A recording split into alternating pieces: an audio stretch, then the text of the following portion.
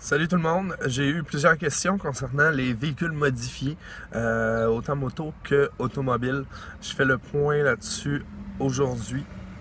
Alors, la définition pour commencer d'un véhicule modifié d'après la SAC, c'est un véhicule routier dont au moins une pièce maîtresse a été remplacée ou modifiée par une autre pièce qui fait que le véhicule sort des normes du fabricant. Alors, premier des conseils que j'ai à vous donner quand vous voulez modifier un véhicule, c'est de prendre des pièces qui viennent du fabricant de plus en plus. Vous allez voir dans l'automobile, même dans les motos, je pense que vous allez avoir beaucoup de pièces qui vont sortir pour modifier vos véhicules et c'est des pièces qui sont vendues par le fabricant et c'est des divisions racing de fabricants de véhicules ou de motos. Alors je vous conseille là, vraiment d'aller vers ça si vous désirez modifier votre véhicule. Pour ce qui est permis, ce qui est pas permis, regardez, en théorie, là, si vous modifiez un véhicule, vous devez absolument de faire une vérification par la SAC à ce niveau-là. C'est sûr que si vous rajoutez des petites lumières par-ci, par-là, des rajouts, c'est pas une obligation de passer par la SAC, ok?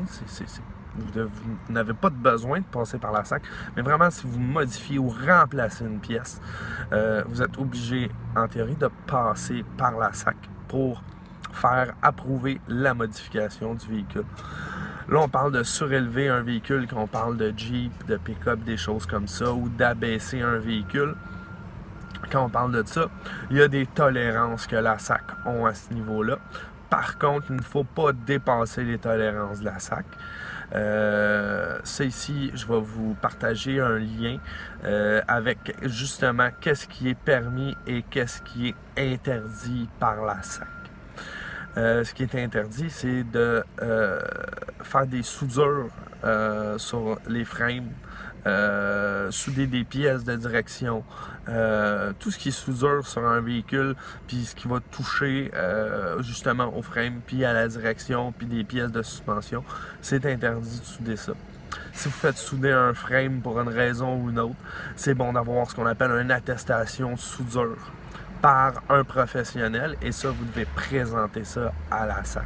Parce qu'en faisant une soudure, ça peut soit affaiblir le frame ou ça peut, oui, le solidifier, mais il faut que ce soit fait par un professionnel. Pour continuer dans la ligne des modifications, je vous explique, si vous modifiez votre véhicule, il y a quelques étapes à suivre. Première des choses, c'est de vous présenter chez un mandataire de la SAC pour expliquer, bon, ben moi je désire modifier mon véhicule, je veux faire ça, ça, ça.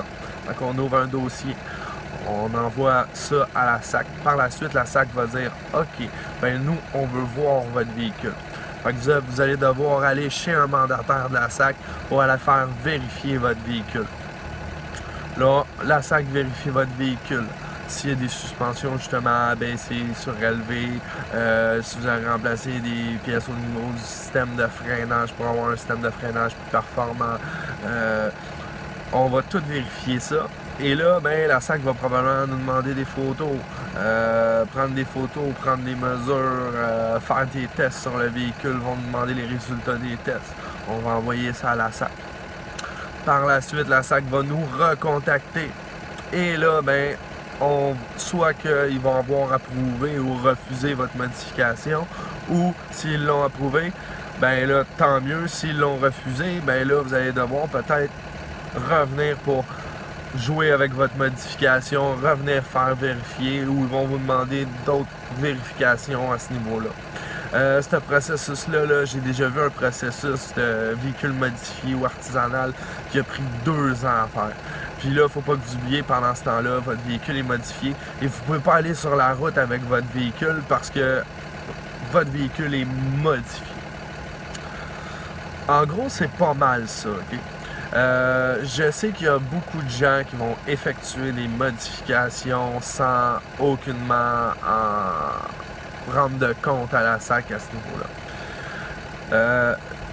À ce niveau-là, là, c'est pas c'est pas si grave que ça. C'est une façon de parler. Il y a des gens qui vont effectuer des modifications. Si c'est des modifications qui sont pas trop apparentes, en général, le policier, là, si un policier vous arrête pour une raison ou une autre, puis qu'il voit qu'il y a vraiment un doute raisonnable comme quoi la suspension est trop rabaissée, vous avez des pneus, des roues qui sortent de vos ailes, ça je vous explique en même temps.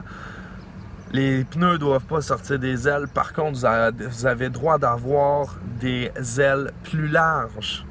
Alors si vous mettez des pneus un peu plus larges, vous avez le droit de mettre des ailes alentour de la roue pour que vous puissiez faire ressortir vos roues, mais il faut que les roues soient couvertes. Fait qu'à ce niveau-là, c'est ça. Si le policier, lui, arrive et il vous dit « Ben moi, j'ai un doute sur le fait que votre véhicule est conforme ou s'il y a des défectuosités sur le véhicule, ben le policier a le droit de vous envoyer faire une vérification mécanique. » Alors, sur ce, c'est votre choix, sauf que c'est sûr que ça peut être des amendes à ce niveau-là là aussi, si vous avez un véhicule qui est modifié, qui n'a pas été approuvé. C'est sûr, il y a des policiers qui sont plus tolérants que d'autres. Ils vont comme juste vous demander une inspection de la SAC, puis là, ben, c'est la SAC un peu plus à ce niveau-là qui va arriver, qui va faire votre inspection, puis qui va dire ben ça c'est pas conforme, ça c'est pas conforme. Faut que vous passiez une attestation de véhicule modifié. Alors, sur ce, comme je vous ai dit, je vous envoie un formulaire de ce qui est permis et non permis en termes de modification mécanique sur un véhicule. Et même si je vous dis que c'est permis là, dans les papiers, c'est que vous devez quand même faire approuver la modification par la SAC. Alors, si vous avez des questions, des commentaires sur notre sujet aujourd'hui, alors je vous invite à nous en faire part par Info Automoto sur Facebook ou sur YouTube. Sur ce, passez une bonne journée.